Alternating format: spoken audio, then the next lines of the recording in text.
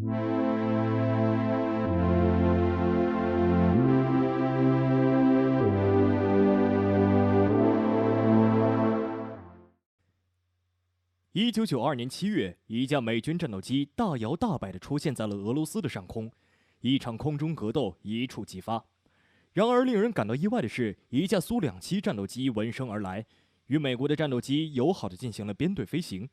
原来，这只不过是美国受到俄罗斯的邀请进行了一次友好访问。美军派出的正是刚刚接受过波斯湾的战火洗礼、出尽风头的 F-15英式战斗机，而苏2-7正是为了对抗 F-15而生。两架飞机都代表了当时两国战斗机的最高水平。然而，友好访问的过程似乎并没有那么友好。苏2-7的飞行员显然并不满足只有简单的编队飞行，想给 F-15一个下马威。他率先在转弯的时候有意滞后，缩小了与 F-15的水平间距，随后飞到其正后方并打开雷达，锁定了这架 F-15。几秒钟后 ，F-15飞行员发现队形不对，回头观察时才注意到苏2-7的反常举动。随即 F-15开始大幅度机动，希望可以摆脱这架苏2-7。然而，经过一系列的尝试后，最终放弃了摆脱。此时的苏2-7已经对他累计锁定了20秒。这是不是说明身经百战的 F-15完败给了从未参加过真正战争的苏2-7呢？各位观众老爷，大家好，我是你们的老朋友铁铁。今天我们就来聊聊在中东地区大显神威、在海湾战争出尽风头的 F-15英式战斗机。F-15英式战斗机是一款由美国麦克唐纳公司开发生产的全天候制空战斗机。二战结束后，美国政府和军方认为，未来的战争必将是一场核大战，射程远、智能化程度较高的空对空导弹才是未来空战的主导。因此，战斗机设计的重点发生了巨大的改变，强调大型化、多用途化，主张以速度和远距离空战取胜。在后来的朝鲜战争和越南战争中，美国的战斗机在面对米格战机时机动性明显不足，空对空导弹也频繁出现故障，不但无法击落对方，反而每天都有美军的飞机被揍下来。因此，美国空军意识到，他们迫切需要一种真正用于夺取空中优势的战斗机。1962年，美国空军开展了 FX 计划，方案中对研制新型战斗机提出了具体的要求。新型战斗机应该具有低翼载荷、高推重比，在 0.9 马赫速度附近具有良好的机动性能，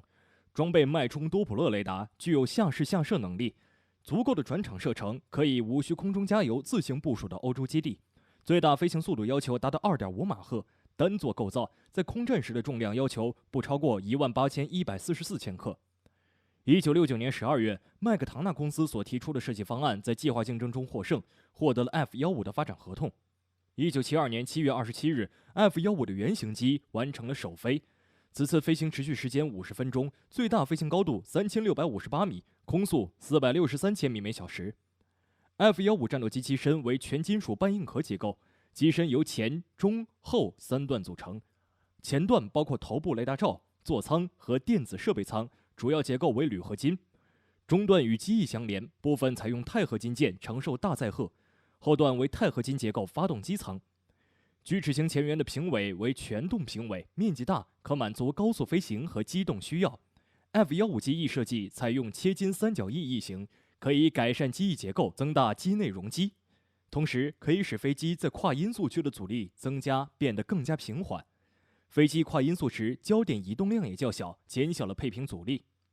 F-15战斗机早期装2台普惠公司 F-1PW-1 涡扇发动机，1991年后换装 F-11GE-129 或 F-1PW-229 涡扇发动机。F-15的机动性来自于低翼负荷与高推重比，使它能够快速的转向而不丧失速度。武器和飞控系统的设计使得它只需要1名飞行员就能安全而有效率地进行空战。多功能的航电系统包含了抬头显示器、先进的雷达、惯性导航系统、飞行仪表、超高频通讯、战术导航系统和仪器降落系统。F-15的多功能脉冲多普勒雷达可以向下俯视搜索目标，利用多普勒效应能避免目标的讯号被地面噪声所掩盖，可以追踪从视距外到近距离数稍高度的小型高速目标。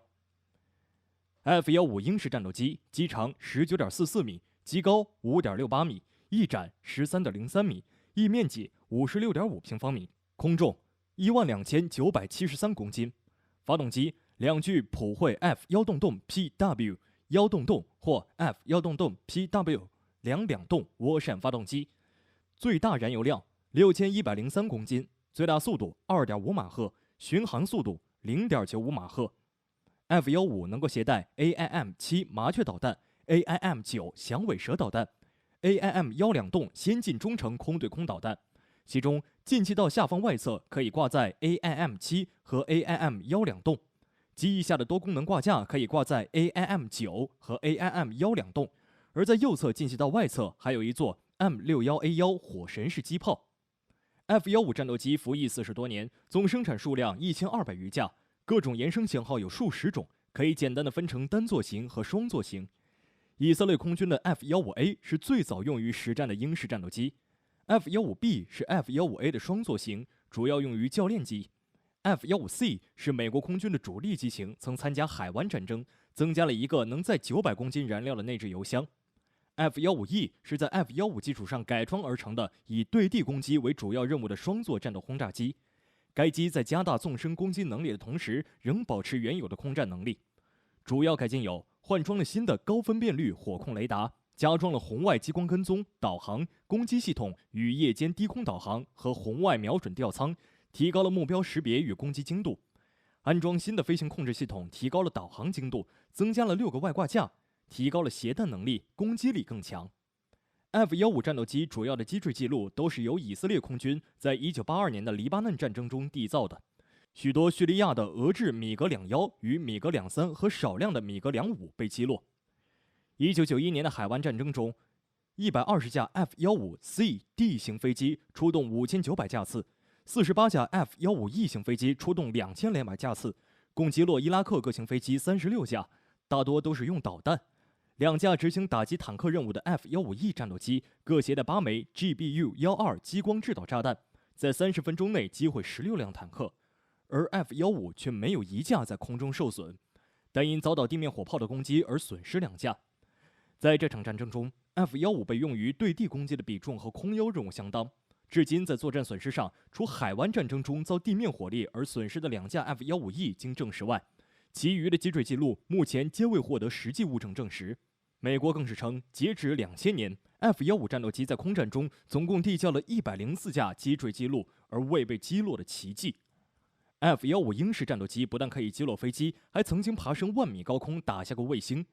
在1984年1月至1986年9月，部分 F-15A 型进行改装，以使用 ASM-135反卫星导弹，利用 F-15A 的射控雷达进行姿势控制及导弹发射，成功的在第3次试射时，自高度11600米、音速1.22马赫下，以65度仰角发射导弹，并以动能击毁的方式摧毁了离地555公里的退役卫星。这颗卫星是美国1979年发射的观测伽马射线天文卫星，已经废弃不用，但是仍以时速28164公里的速度绕地飞行。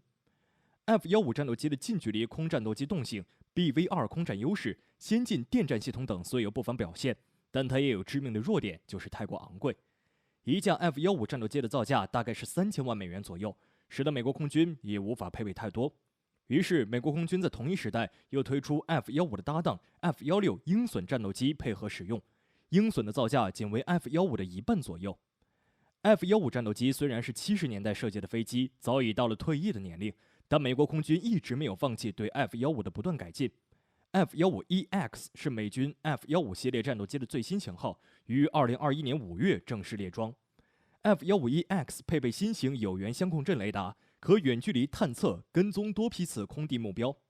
飞控系统方面，该机采用数字化座舱，装备先进显示核心处理器和新型作战飞行软件，并使用开放式任务系统架构，进一步强化机体适应性和灵活性。F-15EX 的突出特点是载重大、航程远，最大载弹量13吨，比一些中型轰炸机载弹量还大。与 F-22、F-35配合作战时，可提供较强的火力支援。F-15EX 的机身寿命长达2万飞行小时，大约是 F-15C 使用寿命的2倍。虽然 F-15EX 缺乏隐身功能，造价也十分昂贵，但美国空军表示将继续加大对 F-15EX 的采购力度，未来10年将达到144架，总价约230亿美元。我们再来回到片头介绍的 F-15与苏2.7之间的那场较量，它们之间的性能差距真的很大吗？这与2款战机的研制时间和设计初衷有很大的关系。苏277正是为了对抗 F-15而生的，因此在设计上大幅强调了其制空作战和近距离格斗性能。所以苏277的气动布局、空中盘旋能力、转弯能力等是非常优异的。因此在片头的近距离格斗场景中可以锁定 F-15。但是评估一款战斗机是否优秀，需要从多个方面考虑：机动性、载弹量、航程、雷达电子设备性能、武器性能、战场的作战表现等等。因此，尽管被苏277羞辱了一番 ，F-15鹰式仍然算得上一款极为优秀的多用途战斗机。